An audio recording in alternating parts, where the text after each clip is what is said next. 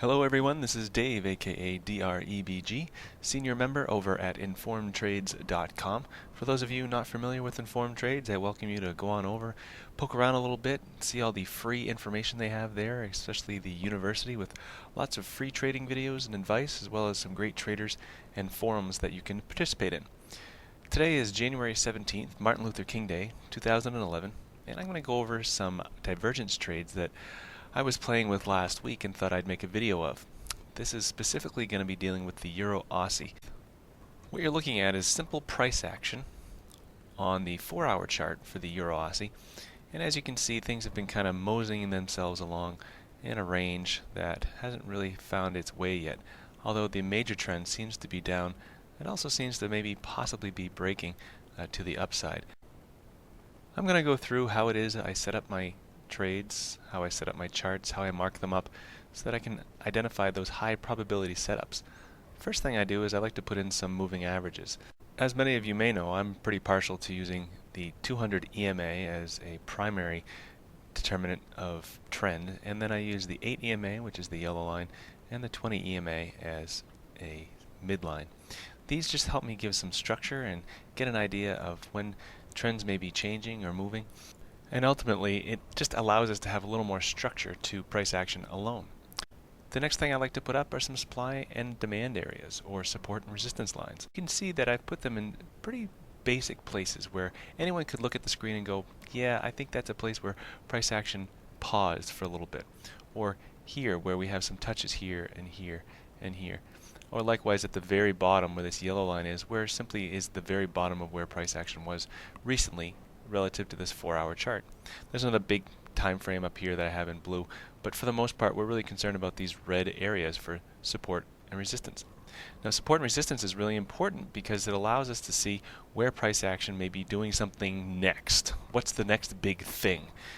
And then when we get around those areas, we then want to see what price action is doing in terms of whether it wants to continue through those support and resistance areas or maybe turn around and retreat. Now what I like to use in determining what price action might do around those support and resistance areas is to put an indicator on. Now in this case, I'm going to put up the CCI. This is a 10-period CCI. There's no big secret. You can use whichever indicator you wish, MACD, stochastics, RSI. One of the things that you'll notice that I've put on here are these lines. One is going to be the negative 100 level, the other is the positive 100 level. And I've also added the negative 200 level down here and the positive 200 level up here. Now this is important because that's really the only areas that I really care about, these areas in here. And if I were to mark them off, they'd look something like this. I want to see where price action is relative to this indicator when it is in this oversold area, i.e. maybe going up by green, or overbought area, which is up here, red, potentially looking to sell. Really, those are the areas where divergence is most prevalent. And then the next thing we try and do is find when divergence occurs inside of these zones. Let's do a little bit of middle chart trading, meaning this has already happened and we can help identify what those areas are for the future of what may happen given the same circumstances that happened in the past. Right chart trading, obviously, over here is where we have to trade and we can't do anything else but this middle chart trading at least gives us some idea of how to maybe analyze our setups so that when we are right side trading we can actually find them. This is our first set of divergence where we have price action going up and divergence going down, but it's inside this overbought area, meaning divergence happens and it is most indicative of what may happen when it's in overbought or oversold territory. Here we have clear divergence on a 4-hour chart, and again longer time frames are typically much more accurate.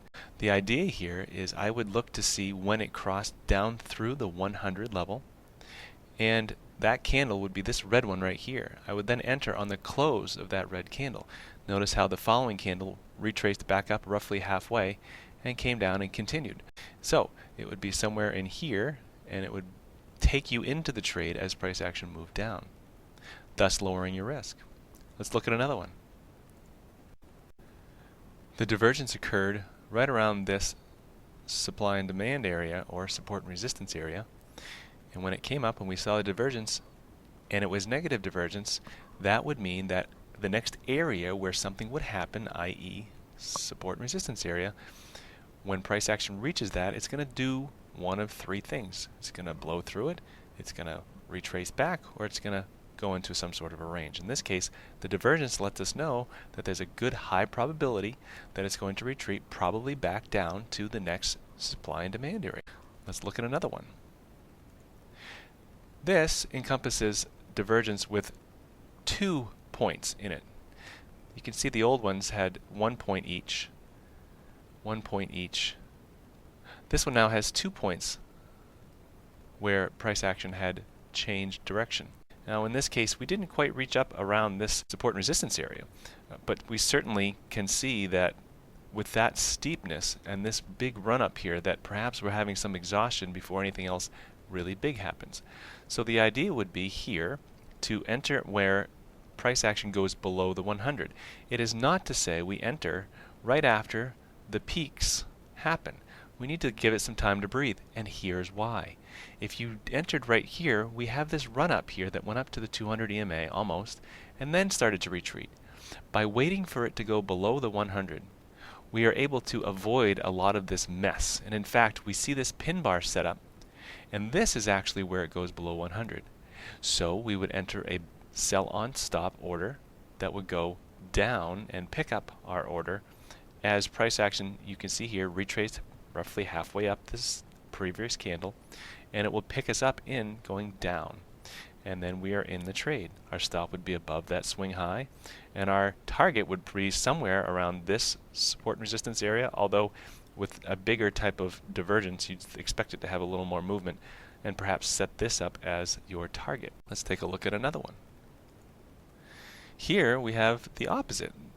This is positive divergence, where we have these peaks that match up with one another on the CCI as well as price action, and then the other end marks itself at the peaks here. Again, we're waiting for CCI to go above negative 100 before we think about entering. If we entered here, we see a little bit of a retracement back down before it starts to commit itself and go back up. If we wait until we're at the negative 100 level, we're at this candle here, and again, we have a little bit of a retracement before this large green candle kicks in. We would put a buy stop order to pick us up on the way through, either on the high of this candle or the close of this candle. This picks us up and gets us back in to either this support and resistance area, although the risk to reward may not be quite enough because we would put our stop here. So we would be actually looking for a target of this support and resistance area.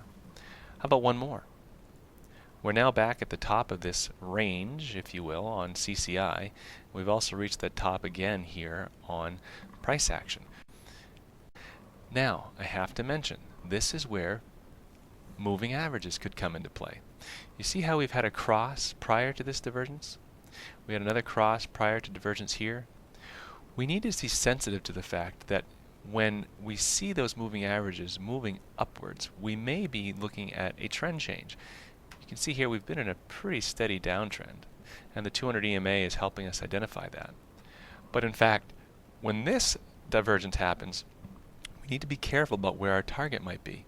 Now that they've crossed, it's not always a foregone conclusion it's going to reach down to that next support and resistance level. We need to be respectful of that and put our targets accordingly.